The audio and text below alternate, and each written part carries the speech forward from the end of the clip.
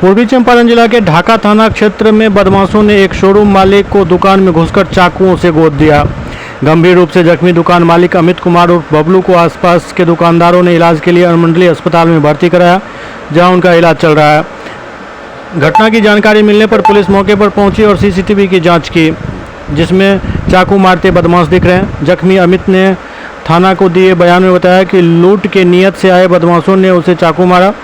जख्मी अमित के शरीर पर लगभग 10 जगह चाकू के जख्म के निशान है। घटना ढाका बाजार स्थित हाई स्कूल के पास स्थित यूटीएल शोरूम की है।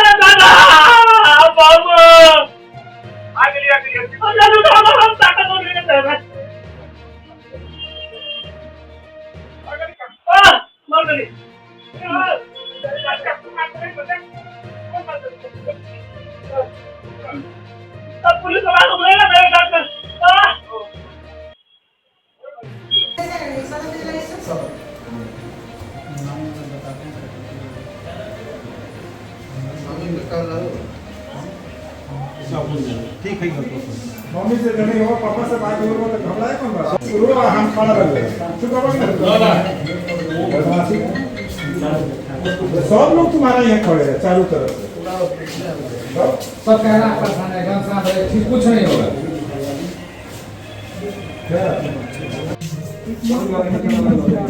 तो चाकू निकाला है। कितने बजे हुआ है?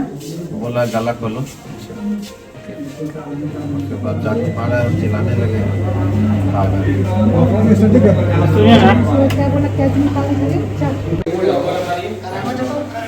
पीछे मत सट पीछे ना सटा है। कोई बात नहीं, महाराज बहुत लगा हुआ, हम नर्वस नहीं है। इतनी के नीचे जान देख लो